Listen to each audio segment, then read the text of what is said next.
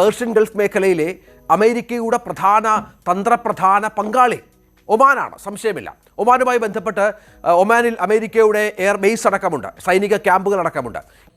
കേരളത്തിലെ പല ചാനലുകളും ഇറാൻ യുദ്ധവുമായിട്ട് ബന്ധപ്പെട്ട് ഇല്ലാ കഥകൾ വ്യാപകമായിട്ട് പ്രചരിപ്പിക്കാറുണ്ട്.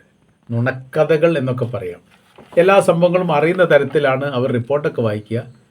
പക്ഷേ ഒരു യാഥാർത്ഥ്യവും ആ സംഭവവുമായിട്ട് ബന്ധപ്പെട്ടുണ്ടാവില്ല എന്നുള്ളതാണ് ഇതിൻ്റെ കൃത്യത. 18 ചാനൽ ഇപ്പോൾ പറഞ്ഞിരിക്കുന്നത് ഞാനിപ്പോൾ കേട്ടു, ഒമാനിൽ അമേരിക്കക്ക് സൈനിക ബേസ് ഉണ്ട് എന്നാണ്. ഒമാനിൽ അമേരിക്കക്ക് സൈനിക ബേസ് ഇല്ല, ഇപ്പോൾ നല്ല മുമ്പേ ഇല്ല. അത് അവർ ആ കാര്യത്തിൽ അവർ വളരെ കൃത്യത പാലിക്കുകയും അത്തരം ഒരു സംവിധാനവുമായിട്ട് ബന്ധപ്പെട്ട ഒരു കരാർ വ്യവസ്ഥയും ഒരു കാലത്തും അവർ ഉണ്ടാക്കിയിട്ടില്ല. ഉണ്ടാക്കുന്ന കരാർ വ്യവസ്ഥ താൽക്കാലികമായിട്ടാണ്. ബേസ് അവർ അനുവദിച്ചിട്ടേ ഇല്ല. അങ്ങനെ അനുവദിക്കാത്ത ഒരേ ഒരു രാജ്യം ഒമാൻ മാത്രമാണ്. പിന്നെ സൗദി അറേബ്യയാണ്. സൗദി അറേബ്യയിൽ ആദ്യം ഉണ്ടായിരുന്നു, പിന്നീട് അത് റദ്ദാക്കിയതാണ്. ഇറാഖിൻ്റെ യുദ്ധവുമായിട്ട് ബന്ധപ്പെട്ട കാലത്തൊക്കെ സൗദി അറേബ്യയിൽ സൈനിക ബേസ് ഉണ്ടായിരുന്നു. ഘട്ടം ഘട്ടമായ രീതിയിൽ അവരത് ഒഴിവാക്കിയതാണ്. കാര്യം എന്ന് പറഞ്ഞാൽ ഒരു ഹിതപരിശോധന ജനങ്ങൾക്കിടയിൽ അവർ നടത്തി. സൗദികൾക്കിടയിൽ സൗദി ഗവൺമെൻറ് ഒരു ഹിതപരിശോധന നടത്തി. അത് അബ്ദുള്ള രാജാവ് ഉള്ള കാലത്താണ്. അഥവാ ഫഹദ് രാജാവിൻ്റെ കാലം കഴിഞ്ഞു, അദ്ദേഹം മരണപ്പെട്ടതിന് ശേഷം. പിന്നീട് അവിടെ സുൽത്താൻ രാജാവ് വന്നു. അദ്ദേഹം മരണപ്പെട്ടതിന് ശേഷം അബ്ദുള്ള രാജാവ് അധികാരത്തിൽ വന്നു.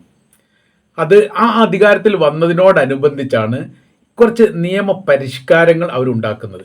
ആ പരിഷ്കാരം എന്ന് പറയുന്നത് ജനങ്ങൾക്കിടയിൽ ഇറങ്ങി പ്രവർത്തിക്കുക, അല്ലെങ്കിൽ ജനങ്ങളുടെ അഭിപ്രായം തേടുക എന്നുള്ളതാണ്. അങ്ങനെ അവർ വ്യാപകമായ രീതിയിൽ രാജ്യത്തിൻ്റെ പുരോഗതിയുമായിട്ട് ബന്ധപ്പെട്ടും രാജ്യമെടുക്കുന്ന സമീപനവുമായിട്ട് ബന്ധപ്പെട്ടും എന്തൊക്കെ നിലപാട് കാര്യങ്ങൾ സ്വീകരിക്കണം എന്നതിനെക്കുറിച്ച് ഒരു അഭിപ്രായ സർവേ നടത്തി. അബ്ദുള്ള രാജാവിൻ്റെ ഭരണകാലത്ത് ഞാൻ സൗദി അറേബ്യയിൽ ഉണ്ടായിരുന്നു. അറാറിലാണ് ആ സമയത്ത് ഞാൻ ജോലി ചെയ്യുന്നത്. അറാർ എന്ന് പറയുന്ന സമയത്ത് ഇറാഖിൻ്റെയും സൗദി അറേബ്യൻ അതിർത്തി ഭാഗത്താണ് അറാർ എന്ന് പറയുന്നത്. അപ്പോൾ അവിടെ അൽമറായി പാൽ കമ്പനിയിൽ ജോലി ചെയ്യുന്ന ആ കാലത്താണ് അബ്ദുള്ള രാജാവ് അറാർ സന്ദർശിക്കാൻ വേണ്ടി വരുന്നത്. അത് 70 വർഷത്തിന് ശേഷമാണ് അറാർ എന്ന് പറയുന്ന ഒരു പ്രദേശത്തേക്ക് സൗദിയുടെ ഭരണാധികാരി തന്നെ എത്തുന്നത് എന്നൊരു പ്രത്യേകതയുണ്ട്. അവിടെ എത്തിയ സമയത്ത് ഓരോരോ പ്രദേശത്തും വിപുലമായിരിക്കുന്ന സംവിധാനത്തോട് കൂടിയിട്ട് ആളുകളുടെ അഭിപ്രായം തേടുന്നൊരു പരിപാടിയാണ്. അതിൽ പറയപ്പെട്ട പ്രധാനമായിരിക്കുന്ന കാര്യം അമേരിക്കൻ സൈന്യ സംവിധാനത്തെ രാജ്യത്ത് നിന്ന് ഒഴിവാക്കുകയും നമ്മുടെ രാജ്യത്തിലെ പൗരന്മാർക്ക് ആ സ്ഥാനം നൽകിക്കൊണ്ട് അവർക്ക് ശമ്പള വർധനയോ ബന്ധപ്പെട്ട കാര്യങ്ങളോ ചെയ്യണോ എന്നുള്ളതാണ്. അക്ഷരം പ്രതി അത് സൗദി അറേബ്യ ഗവൺമെൻറ് അംഗീകരിക്കുകയും ഘട്ടഘട്ടമായ രീതിയിൽ അവർ ഒഴിവാക്കുകയും ചെയ്തു.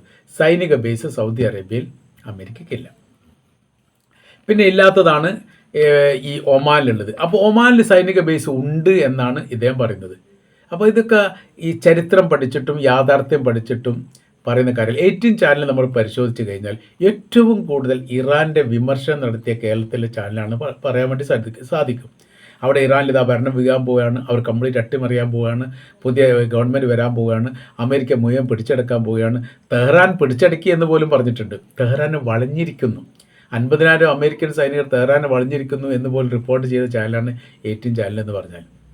നുണക്കഥകൾ മാത്രം പ്രചരിപ്പിക്കുക. ഇറാൻ എന്ന് പറയുന്ന രാജ്യത്തെ ഇല്ലായ്മ ചെയ്യാനുള്ള എല്ലാ പ്രവൃത്തി കാര്യങ്ങളും ചെയ്തിട്ടുണ്ട് എന്നൊക്കെ പറഞ്ഞിട്ട് വലിയ രീതിയിൽ വ്യാപകമായിരിക്കും നുണക്കഥകൾ പറയുക. ഇതേക്കുറിച്ച് അറിയാത്തവരെ സംബന്ധിച്ചിടത്തോളം അവരത് വിശ്വസിക്കുകയും ചെയ്യും. 18 ചാനൽ കൃത്യമായ രീതി കാണുന്നവരെ സംബന്ധിച്ച് ഇത് സത്യമാണെന്ന് വിചാരിക്കും. 24 ചാനലും ആദ്യ ഘട്ടത്തിൽ ഇങ്ങനെയൊക്കെ തന്നെ ആയിരുന്നു. വളരെ മോശമായ രീതിയിൽ, അതായത് ഗസ പൂർണ്ണമായ രീതിയിൽ പിടിച്ചെടുക്കാൻ പോവുകയാണ്, അവിടെ പൂർണ്ണമായിരിക്കുന്ന അധികാരം ഇസ്രായേൽ ഏറ്റെടുക്കാൻ പോവുകയാണ്. 24 ചാനൽ നിങ്ങൾക്കറിയാം, ശ്രീകണ്ഠൻ നായർ തന്നെ ഒരു റിപ്പോർട്ടിനകത്ത് പറയുന്നുണ്ട്, ഞങ്ങളുടെ 2 റിപ്പോർട്ടർമാർ ഇസ്രായേലിലേക്ക് പോയിട്ടുണ്ട്. അത് സത്യമാണ്, പോയിട്ടുണ്ട് എന്നുള്ളത് സത്യമാണ്. എന്നിട്ട് അവിടുന്ന് ലൈവായിരിക്കുന്ന റിപ്പോർട്ട് ആ യുദ്ധത്തിൻ്റെ മുഹൂർത്ത സമയത്ത് എനിക്ക് 2024 കാലത്തേറ്റാണ്, 2023 ഒക്ടോബറിലാണല്ലോ ഈ വിഷയം തുടങ്ങുന്നത്. 2023 ലാസ്റ്റോ അല്ലെങ്കിൽ 24 ആദ്യത്തിലായിട്ടാണ് പോയത്. അങ്ങനെ റിപ്പോർട്ട് എത്തിയ സമയത്ത് ഇസ്രായേലിനെ സംബന്ധിച്ചിടത്തോളം ആ ഗവൺമെൻറ്റിന് മറ്റുള്ള രാജ്യങ്ങളെ പോലെ അവർക്ക് പ്രത്യേകമായിരിക്കുന്ന ഒരു നിയമാവലികളൊക്കെ ഉണ്ട്. രാജ്യത്തിലെ ഗവൺമെൻറ്റിൻ്റെ അഭിപ്രായത്തിന് വിഭിന്നമായ രീതിയിൽ അവിടെ ഒരു സംഭവ വികാസങ്ങൾ ഒരാൾക്ക് റിപ്പോർട്ട് ചെയ്യാൻ വേണ്ടി പറ്റില്ല. അങ്ങനെ റിപ്പോർട്ട് ചെയ്യുന്ന ഒരു ചാനൽ അൽ ജസീറ യുദ്ധത്തോടനുബന്ധിച്ച് അവരവിടുന്ന് കെട്ടുകെട്ടിച്ചെന്നല്ല, അവരവിടുന്ന് ഓടിപ്പോകുന്ന രീതിയിലുള്ള സംവിധാനമാണ് ഇസ്രായേൽ ഒരുക്കിയത്. രാജ്യം വിട്ടു പോകണമെന്നാണ് പറഞ്ഞത്. കാരണം ഹമാസിന് അനുകൂലമായ രീതിയിൽ അല്ലെങ്കിൽ പാലസ്തീന് അനുകൂലമായ റിപ്പോർട്ട് ചെയ്യുക ഞങ്ങളുടെ രാജ്യത്ത് പ്രശ്നം ഉണ്ടാവുമെന്ന് പറഞ്ഞിട്ട് അവരവിടുന്ന് പുറത്ത് കടത്തി. പിന്നീട് അവർ ആ സേവന കാര്യങ്ങളൊക്കെ ഗസയിൽ വെച്ചിട്ടാണ് ചെയ്തത്, അൽ ജസീറ. അപ്പോൾ ആ ഒരു സമയത്താണ് എന്ത് ചെയ്യുന്നത്, 24 ചാനലിൻ്റെ ആളുകൾ എവിടെ എത്തുന്നത്, ഇസ്രായേലിലെത്തുന്നത്. ഇസ്രായേൽ എന്നിട്ട് വരെ ചെയ്ത കാരണം ഇസ്രായേൽ ഗവൺമെൻറ് എന്ത് ചെയ്യുന്നു, ഒരുപാട് അന്താരാഷ്ട്ര ചാനലുകൾ വേറെ ഉണ്ടായിരുന്നു. അപ്പോൾ അവരെ എല്ലാവരെയും ഒരു ബസ്സിൽ അങ്ങോട്ട് കയറ്റി 24 ചാനലുകാരുണ്ട്, അതിൻ്റെ ഈ ലൈവ് സംഭവങ്ങളൊക്കെ പുറത്ത് വിട്ടിരുന്നു. എന്നിട്ട് ഗവൺമെൻറ്റിന് ഇസ്രായേലിൻ്റെ സൈനികർക്ക് താല്പര്യമുള്ള ഇടത്തേക്ക് ഈ റിപ്പോർട്ടർമാരെ കൊണ്ടുപോയിട്ട് അവിടെ റിപ്പോർട്ട് ചെയ്യാൻ വേണ്ടി പറയുന്നത്. ഇവിടുന്നാണ് ഹമാസ് കയറി വന്നത്, ഇവിടുന്നാണ് ഇത്ര ആൾക്കാരെ പിടിച്ചത്, ഇവിടെയാണ് വെടിവെപ്പ് ഉണ്ടായത്, ഇവിടെയാണ് വേറെ സംഭവങ്ങൾ നടന്നത്. അത് ഇവർ റിപ്പോർട്ട് ചെയ്യും. ആ റിപ്പോർട്ട് ചെയ്യാൻ വേണ്ടി കഴിഞ്ഞിട്ട് ഇവർ ഈ ഇസ്രായേൽ വരെ പോകേണ്ട കാര്യമുണ്ടോ? പിന്നെ ഗസയും ഇസ്രായേലും തമ്മിലുള്ള അതിർത്തി പങ്കിടുന്ന ആ ഭാഗത്ത് പോയിട്ട് 2-3 ലൈവ് റിപ്പോർട്ടൊക്കെ അതും ഉണ്ടാക്കിയ 24 ചാനൽ. പിന്നെ വേറെ ഒരു വിവരമില്ല. കാരണം അതിനേക്കാണ് വലിയ പ്രാധാന്യമുള്ള റിപ്പോർട്ടുകളൊക്കെ മറ്റ് റിപ്പോർട്ടർമാർ ഇസ്രായേലിനെ കോട്ട് ചെയ്തിട്ടും പാലസ്തീനെ കോട്ട് ചെയ്തും പുറത്ത് വിടുന്നുണ്ട്. ഇവർ ചുമ്മാ അവിടെ നിൽക്കുന്ന ഒരു സ്ഥിതി അല്ലാതെ റൂമും റോഡും അല്ലാത്ത രീതിയിൽ മറ്റുള്ള ഭാഗങ്ങളിൽ പോയിട്ട് സ്വതന്ത്രമായ രീതിയിൽ റിപ്പോർട്ട് തയ്യാറാക്കാനുള്ള ഒരു അനുമതിയും ഇസ്രായേൽ കൊടുത്തിട്ടില്ല. അനുമതി തെറ്റിയാലോ ജയിലിൽ കിടക്കേണ്ടി വരും. അപ്പോൾ 24 ചാനലിൻ്റെ 2 റിപ്പോർട്ടർമാർ ഇസ്രായേലിലേക്ക് പോയ കഥകൾ എല്ലാവർക്കും അറിയാം. തിരിച്ചു പോകുന്ന ആർക്കും അറിയില്ല. തിരിച്ചു പോകുന്നതിനെക്കുറിച്ച് ശ്രീകണ്ഠൻ നായർ തന്നെ റിപ്പോർട്ട് ചെയ്യാറാക്കിയിട്ടില്ല. ലൈവ് നടക്കും, ഞങ്ങളുടെ ആൾക്കാരൊക്കെ അവിടെ ഉണ്ടെന്നൊക്കെ പറയുന്നു.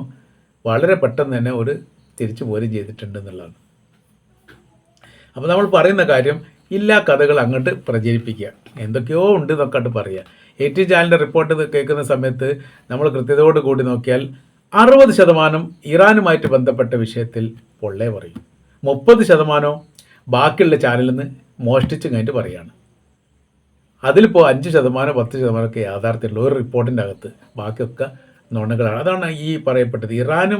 ഒമാനുമായിട്ട് ഈ സൈനിക ബേസ് ഈ ഇടപാടുകൾ ഇല്ല എന്നുള്ളത് ലോകത്തിനൊക്കെ അറിയുന്നതാണ്, AT ചാനലിന് മാത്രം അറിയില്ല. നമുക്ക് ഗൾഫ് രാജ്യത്തെ സൈനിക ബേസുമായിട്ട് ബന്ധപ്പെട്ട കാര്യങ്ങൾ നോക്കാം ഏതൊക്കെയാണെന്നുള്ളത്. അതിൽ ബഹ്റൈനാണ് ഏറ്റവും പ്രധാനമായിരിക്കുന്ന അവരുടെ ഏറ്റവും പ്രധാനപ്പെട്ട 5th ഫ്ലീറ്റ് സൈനിക കേന്ദ്രം പ്രവർത്തിക്കുന്നത്. NSA ബഹ്റൈൻ എന്ന് പറഞ്ഞിട്ടാണ് അവിടെ ഒരു 4 ബേസുകളുണ്ട്. അപ്പോൾ അവിടെ 5ാം കപ്പൽ പട അവിടെ നിന്നിട്ടാണ് നിരീക്ഷണം നടത്തലൊക്കെ പറയും. ഈ നിരീക്ഷണം നടന്ന കപ്പലിനെ കംപ്ലീറ്റ് ഇറാൻ ശരിയാക്കിയിട്ടുണ്ട്. തകർത്ത് തരിപ്പണമാക്കി നിലനിൽക്കാൻ പറ്റാത്ത വിധം അടിത്തറ പോലും മാന്തിയിട്ടുണ്ട് എന്നുള്ളതാണ് ഇറാന് ബഹ്റൈനിൽ ചെയ്തിരിക്കുന്ന പണി. അടുത്ത പിന്നെ ഖത്തർ അൽ ഉദൈദ എന്ന് പറയുന്ന എയർബേസ്, അവിടാണ് പരീക്ഷണം തുടങ്ങിയത്.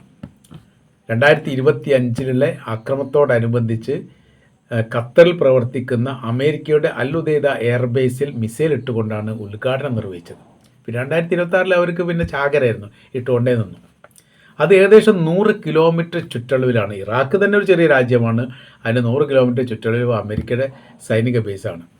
അടുത്തത് കുവൈറ്റ് ആണ്. ആരിഫ് ജാൻ ക്യാമ്പാണ് ഏറ്റവും പ്രധാനപ്പെട്ടത്. അവിടെ 3-4 ക്യാമ്പുണ്ട്. അത് ഇറാഖ് യുദ്ധകാലത്ത് കുവൈറ്റിനെ ഇറാഖ് പിടിച്ചെടുത്ത ആ കാലത്ത് ഉണ്ടാക്കിയതാണ്. 3-3 കൂടുതൽ സൈനിക ബേസ്. അത് സ്ട്രോങ് ആണ്. അത് വലിയ രീതിയിലുള്ള നിരീക്ഷണം നടത്താറുണ്ട്. വലിയ സൈനികർ 10,000-ലധികം സൈനികരൊക്കെ അവിടെ ഉണ്ട് എന്നാണ് അനുമാനം. UAE Al Dhafra airbase അടുത്തതുള്ളത്. ഈ 4 എയർബേസാണ് ഏറ്റവും പ്രധാനമായിരിക്കുന്ന എയർബേസ് ആയിട്ടുള്ളൂ. പൂർണ്ണമായിരിക്കുന്ന അമേരിക്കയുടെ നിയന്ത്രണത്തിൽ എന്ന് പറഞ്ഞാൽ ഇവിടേക്ക് വരുന്ന കപ്പലിനെ കുറിച്ചോ വരുന്ന വിമാനത്തെക്കുറിച്ചോ പോകുന്ന വിമാനത്തെക്കുറിച്ചോ, ഇനി കപ്പലാണെങ്കിൽ വരുന്നതോ പോകുന്നതോ അതേക്കുറിച്ച് ആ രാജ്യം ഒന്നും അറിയില്ല, അവിടെ അന്വേഷിക്കേണ്ട കാര്യമില്ല. ഇങ്ങോട്ടൊരു വിമാനം വരികയാണെങ്കിൽ അതിൻ്റെ അനുമതി ആ രാജ്യത്തിൻ്റെ അനുമതി ഇവർക്കിട്ട് ആവശ്യമില്ല. ആ ഒരു തരത്തിലാണ്. പിന്നീട് നമ്മൾ സൗദി അറേബ്യയുടേതാണ്. സൗദി അറേബ്യ വാടക എയർബേസ് ആണ് കൊടുത്തത്. പ്രിൻസ് സുൽത്താൻ എയർബേസ് എന്ന് പറയുന്നത് അൽഖർജിലാണ് അത് പ്രവർത്തിക്കുന്നത്. അത് യഥാർത്ഥത്തിൽ ഈ അമേരിക്കയുടെ സൈനിക ബേസ് അല്ല, പകരം വാടകയ്ക്ക് വേണ്ടിയിട്ട് കൊടുത്തതാണ്. അതിൻ്റെ കാര്യം എന്ന് പറയുന്നത് അവിടെ നിൽക്കുന്ന വിമാനത്തെക്കുറിച്ചും പോകുന്നതിനെക്കുറിച്ചും സൈനികരെക്കുറിച്ചും സംവിധാനത്തെക്കുറിച്ചും വളരെ കൃത്യതയോടുകൂടി ഇറാൻ അത് അറിയാവുന്ന, സൗദി അറേബ്യക്ക് അത് അറിയാവുന്നതാണ്. സൗദി അറേബ്യ അറിയാത്ത രീതിയിൽ അവിടേക്ക് ഒരു വിമാനം വരാൻ പാടില്ല, അതാണ് കരാർ വ്യവസ്ഥയിൽ പറയുന്നത്. അപ്പോൾ താൽക്കാലികമായ രീതിയിൽ പ്രവർത്തിക്കാൻ വേണ്ടിയിട്ടാണ് ഇത് കൊടുത്തത്. പിന്നെ അടുത്തത് ഒമാനാണ്. ഒമാനിൽ സൈനിക ബേസേ ഇല്ല, പതിറ്റാണ്ടുകളായിട്ടില്ല.